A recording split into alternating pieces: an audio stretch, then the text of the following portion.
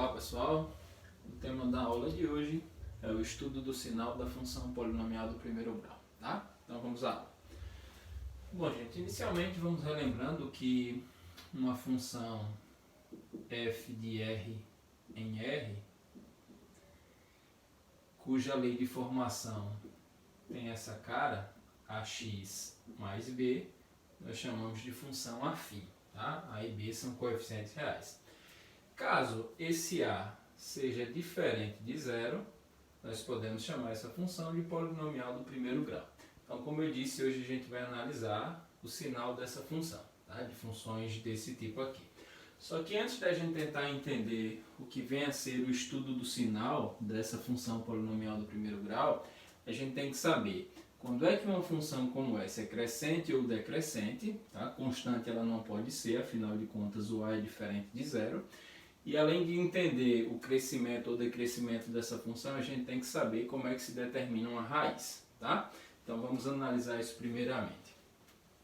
O que acontece é o seguinte, pessoal, nós já vimos como é que constrói o gráfico de uma função como essa, a gente já aprendeu que é uma reta oblíqua, e essa reta, ela tanto pode ser, tá aqui ó, o plano cartesiano, né, eixo x, eixo y, então ela tanto pode ser dessa forma, tá? E aí a gente fala que é uma função crescente, como ela pode ser, vou colocar aqui mais uma vez o plano cartesiano, tá? Eixo x, eixo y, ela também pode ser dessa forma.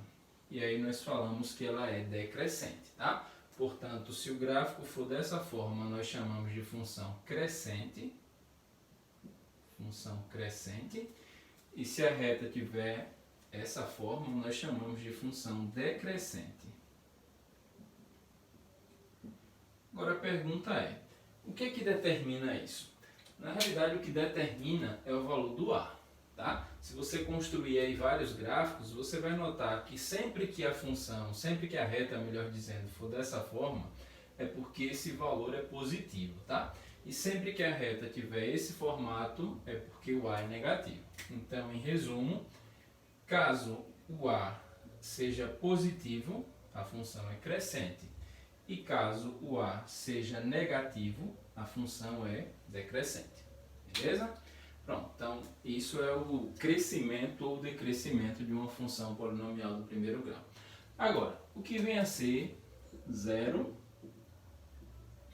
ou raiz? Normalmente eu falo raiz, tá? Mas tem autores que gostam de chamar de zero da função. Isso que eu vou falar agora não se aplica somente na função polinomial do primeiro grau, tá? Mas para qualquer função. Você determina o zero ou a raiz pegando a lei de formação e igualando a zero. Ou seja, a raiz da função é o valor de x, onde a reta toca o eixo, tá? Então é a abscissa desse ponto aqui, ó, desse e desse, tá? Se a função for polinomial do primeiro grau, ela sempre tem uma raiz, beleza? Então, repetindo, para você encontrar a raiz de uma função, isso vale para uma função qualquer, como eu já comentei, igualando a lei de formação a zero, tá? Caso você não encontre, né, essa raiz, ou melhor, caso essa equação que você vai resolver não tenha solução, significa dizer que a função não tem raiz. No entanto, isso não vai acontecer aqui, tá? Funções polinomiais de primeiro grau sempre têm uma raiz. Só que como essa lei de formação, no caso da função polinomial do primeiro grau, é sempre ax mais b, então para você achar a raiz da função, basta você resolver essa equação que é chamada equação do primeiro grau, tá? Lembrando que o a é diferente de zero. Então como é que eu faço para resolver isso? Bem simples, né?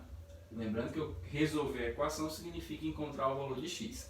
Então basta trazer o b para cá, ele vem na forma menos b, e o a que está multiplicando passa dividindo. Então x é igual a menos b sobre a.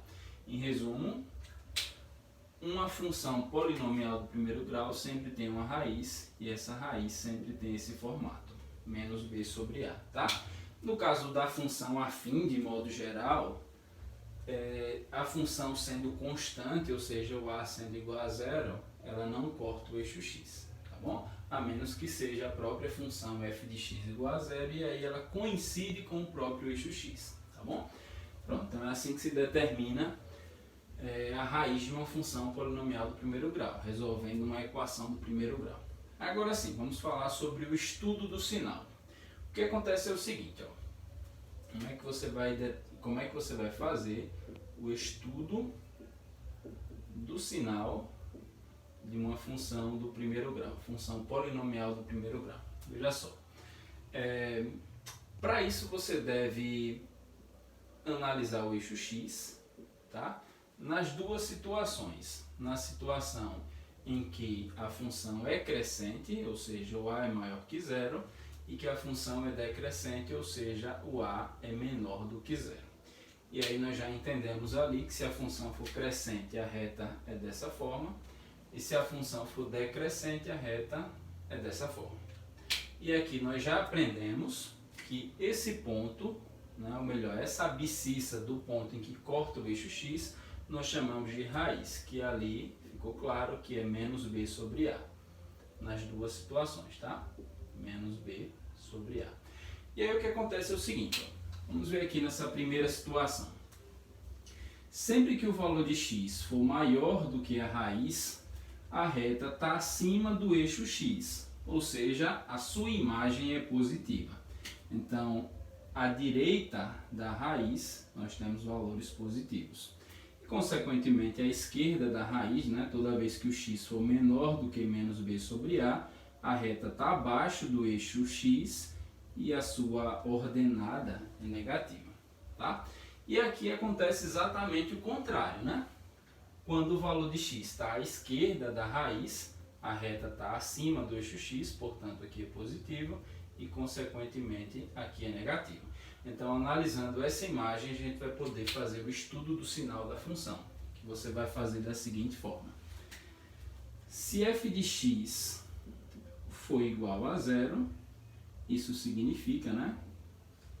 Se f de x for igual a zero, então o x é a própria raiz, menos b sobre a.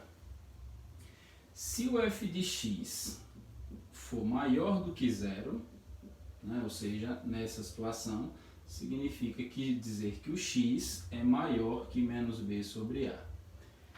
E se o f de x for menor do que zero, isso implica em que x é menor do que b sobre a.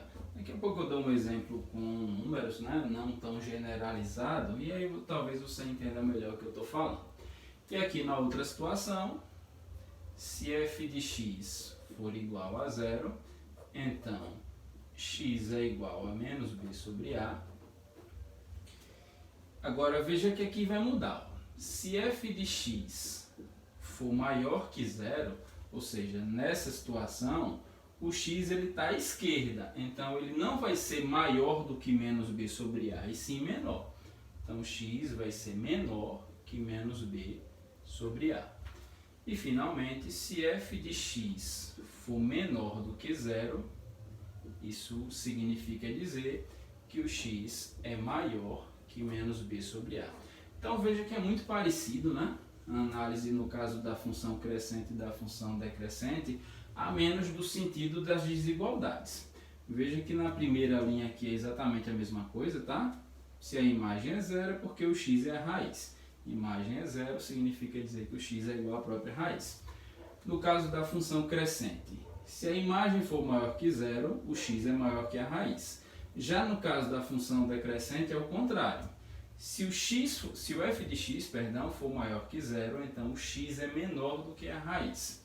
E aqui, se f de x for menor que zero, então o x é menor que a raiz, veja o seguinte, ó, maior, maior, menor, menor.